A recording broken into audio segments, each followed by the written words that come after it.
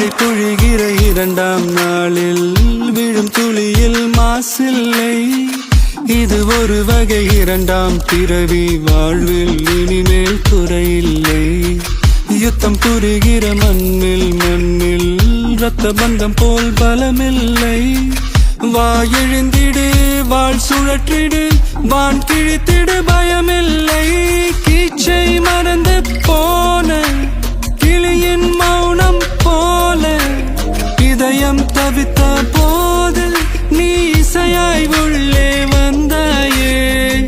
உறவெல்லாம் ஒன்றாக, விழியெல்லாம் தேனாக, இருளெல்லாம் தூளாக, பறவை கூட்டில் வெண்மீன் பூக்க.